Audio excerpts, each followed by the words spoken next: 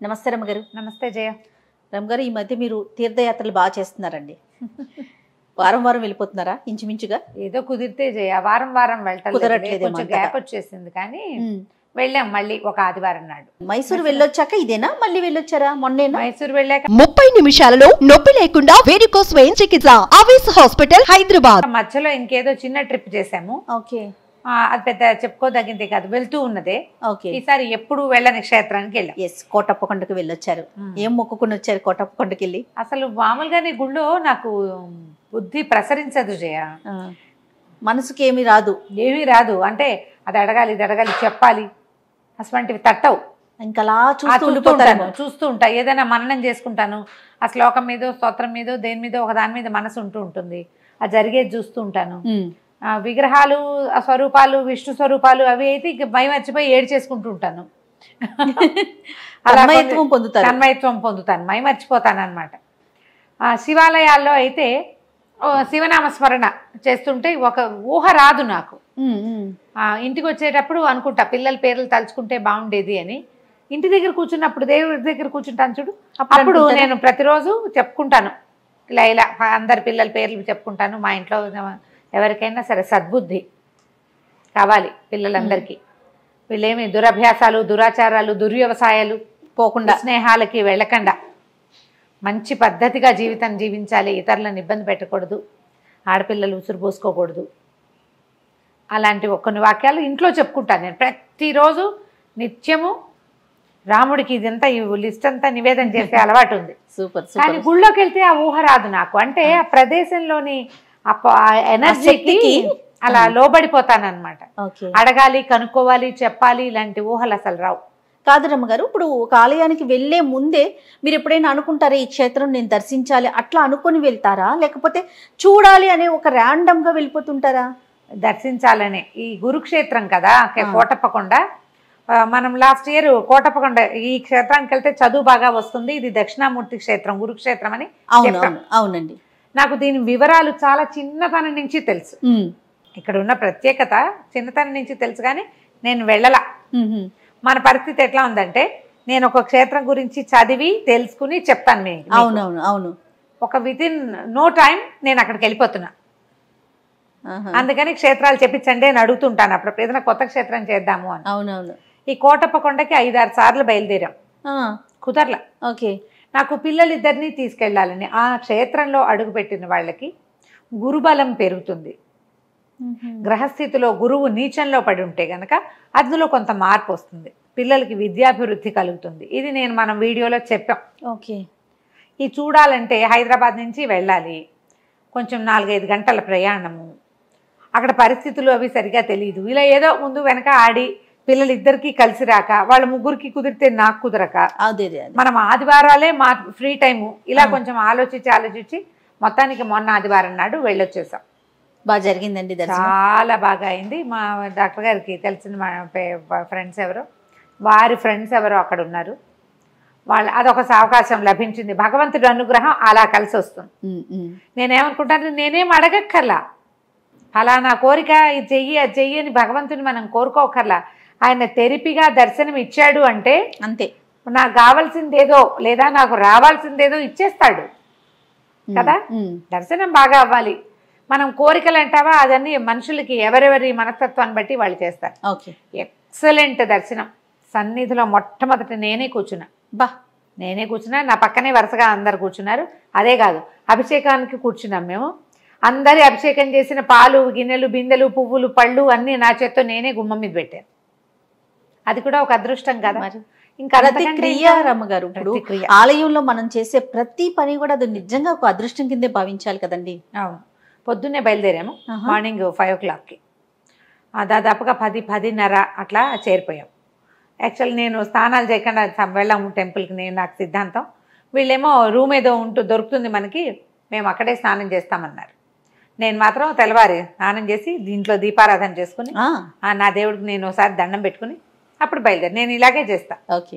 దీపం పెట్టకుండా బయటికి వెళ్ళలేకపోతాం, అలవాటు అయిపోతాయి. వీటికి మరి 4ంటికి బయలుదేరి, మరీ మధ్య 1 గంటకి రాత్రి 12ంటికి బయలుదేరుతాను చూడు, వాటికి చెయ్యను. కానీ మార్నింగ్ ఫ్లైట్ ఎక్కాలన్నా నేను దీపారాధన చేసుకోవాల్సిందే. స్నానం చేస్తే ఒక కుంకుమ బొట్టు పెట్టుకోవటం, ముందు గబగబా స్తోత్రాలు ఏవో రెగ్యులర్గా చదివేవి కొన్ని చదువుకుని దీపం పెట్టేస్తా. ఓ పండు ఏదైనా నైవేద్యం పెట్టుకుంటాను. ప్రయాణంలో చదువుకుంటా మిగిలినవి.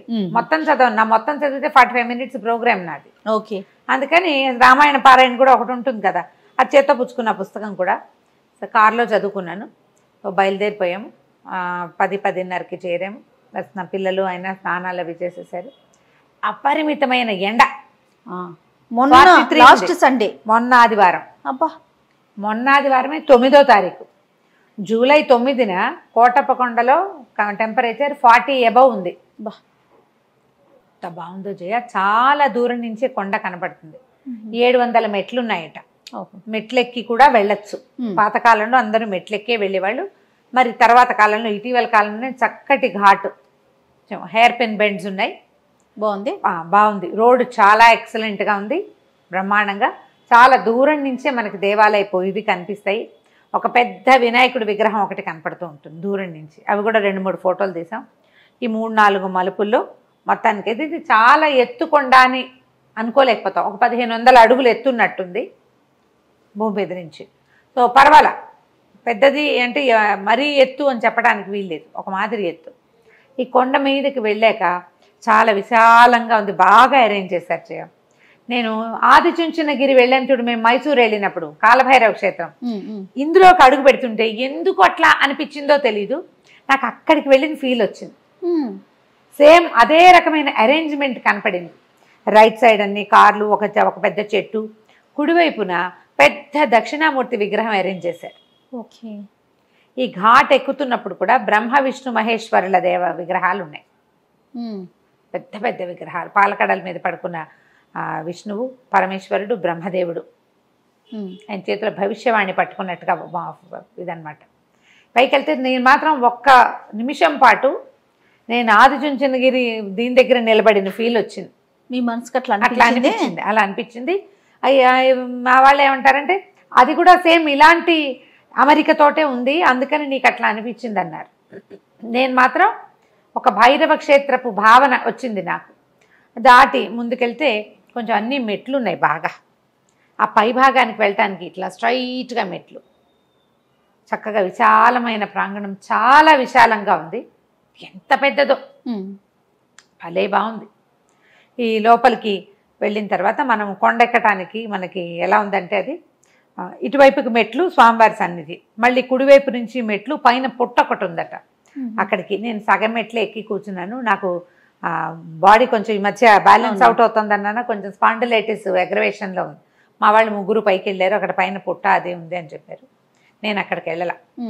ఈ పాత గుహలు అవి ఉన్నాయట ఇక్కడ. ఆ తర్వాత ఏమో గొల్లభామ మందిరం ఒకటి ఉంది. అంటే పరమేశ్వరుణ్ణి ఇక్కడ స్వామిని తెలుసుకున్న ఒక అమ్మాయి ఆనందవల్లి అంటారు. ఆవిడ గుడి కొంచెం కిందకి మెట్లు దిగి వెళ్ళాలన్నమాట. పెద్ద శివలింగం లోపల ఎంతమంది జనం ఉన్నా, మనం మండపం లోపలికి చూస్తుంటే, ఆ అంతరాలయంలోకి చూస్తే ఎంత ప్రశాంతంగా ఉన్నట్టుందో. ఎంతమంది ఉన్నారో అభిషేకానికి. కిక్కిరిసిపోయింది. అంతరాలయపు 2వ భాగం, ద్వితీయ భాగం. స్వామివారు ఉండేది ప్రధాన అంతరాలయం కదా, గర్భగుడి. అక్కడి నుంచి ఒక విశాలంగా ఒక హాల్ లాంటిది ఉంది.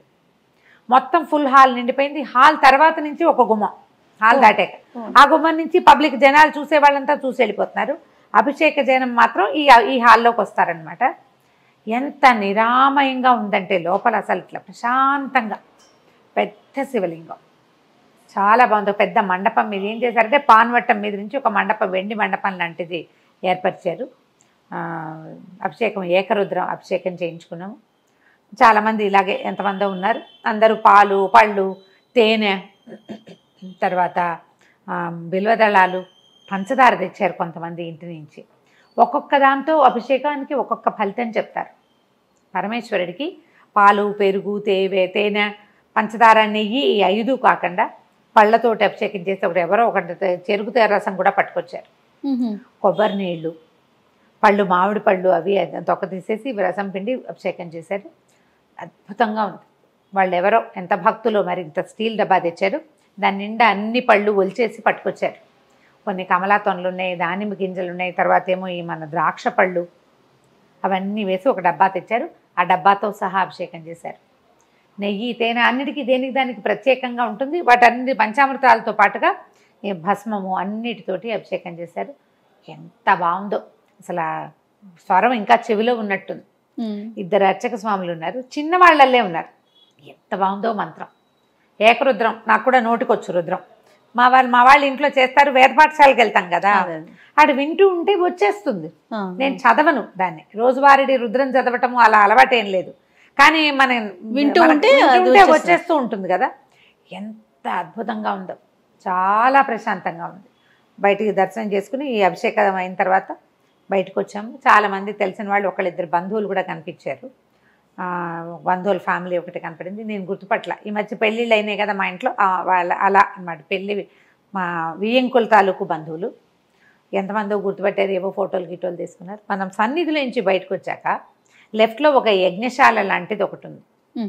దాంట్లో ఈ కోటప్పకొండ త్రికూటాచల క్షేత్రం ఎట్లా ఏర్పడిందో పిక్చర్స్ మొత్తం కనపడ్డాయి. త్రికూటాచలం ఎలా ఏర్పడిందో ఇప్పుడు నేను చెప్పట్లేదు, మనకు కోటప్పకొండ వీడియో ఉంది, అది చూస్తే క్లారిటీ వచ్చేస్తుంది తప్పకుండా. ఇవి 3 శిఖరాలుగా ఉంటాయి. 3 శిఖరాల్లో ఒక శిఖరమే పరమేశ్వర శిఖరం అనమాట. బ్రహ్మ విష్ణు మహేశ్వరులని ఈ త్రికూటాలని కలుపుతూ ఈయన ఇక్కడ వెలిసాడని. అంటే దక్షయజ్ఞం తర్వాత పరమేశ్వరుడు ఇక్కడ బ్రహ్మచారి స్వరూపంలో తపస్సు చేసుకున్నాడట. అందుకని ఇది గురుక్షేత్రంగా భావించి బ్రహ్మ విష్ణువులు ఇద్దరు ఈయన దగ్గర ఉపదేశం పొందారని చెప్తారు. ఓకే, బ్రహ్మ విష్ణువు ఇద్దరు ఇక్కడ గురుపదేశం ఈయన దగ్గర. శివుడే పరమ గురువు, ఆది గురువు. మనకి ప్రపంచానికి ఆది గురువు ఆయనే. మనకు అక్షరాలు కూడా పరమేశ్వరుడి వల్లే వచ్చినాయి. ఆయనే ఇక్కడ వీళ్ళిద్దరికీ కూడా గురుపదేశం చేశాడని చెప్తారు. ఎంత చక్కగా ఉందో దేవాలయం, చాలా బ్యూటిఫుల్గా ఉంది. ఈసారి అంటే సండే సార్థకమైంది అనిపించింది. మేము ఈ దర్శనం చేసుకుని ఇక్కడ అమ్మవారు కనపడరు. ఎందుకంటే ఇది బ్రహ్మచారి స్వామి, ఇక్కడ కురుక్షేత్రం అవడం వల్ల తపస్సు చేసుకున్నాడు. ఆ దక్షిణామూర్తి స్వరూపంలోనే ఇక్కడ వెలుసున్నాడు. దక్షిణామూర్తితో మనకు అమ్మవారు కనపడదు కదా, ఇది ఒక ప్రత్యేకమైన స్వరూపం కలిగిన దేవాలయంగా చెప్పుకోవాలి.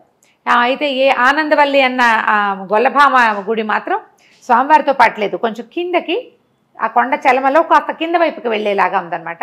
ఒక పర్వతానికి ఆనుకుని ఉన్నట్టుగా ఉంది దేవాలయం. ఆ తర్వాత పెద్ద నందీశ్వరుడు, పెద్ద శివుడి విగ్రహాలు ఇప్పుడు అరేంజ్మెంట్లు చాలా సులువైన. అసలు ఆ నందీశ్వరుడు ఎంత ముద్దుగా ఉన్నాడో, దేవాలయానికి ఎదురుగుండా ఉండి అద్భుతంగా ఉంది, చాలా బాగుంది. ప్రత్యేకమైన క్షేత్రము. పిల్లలకి విద్యాభ్యాసం లేదని సరిగా కుదరకపోయినా, ఏం చదవాలో తెలియక ఒక కన్ఫ్యూజన్లో ఉన్నా, మనకే జాతకంలో గురువు ఇబ్బందుల్లో ఉన్నా, వాళ్ళందరికీ ఇది ప్లస్ అవుతుంది ఈ దేవాలయ దర్శనం. నేను చూడు సంవత్సరం నుంచి ట్రై చేస్తున్నా, ఇప్పటికి వెళ్ళగలిగాను నేను. ఆయన ఒప్పుకోడు అంటారు. మనకి జాతక బలం కుదిరిన వాళ్ళే అక్కడికి వెళ్తారని, లేకపోతే వెళ్ళలేరని కొంతమంది పెద్దవాళ్ళు చెప్తుంటారు.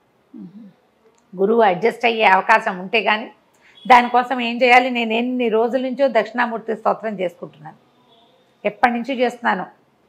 ఇది ఒకసారి వెళ్ళి అక్కడ ఒకసారి స్వామిని దర్శించి పిల్లలతో సహా వెళ్ళాలని చాలా బాగా కుదిరింది. సండే మార్నింగ్ వెళ్ళాం, రాత్రి 9ంటికి ఇంటికి వచ్చేసాం.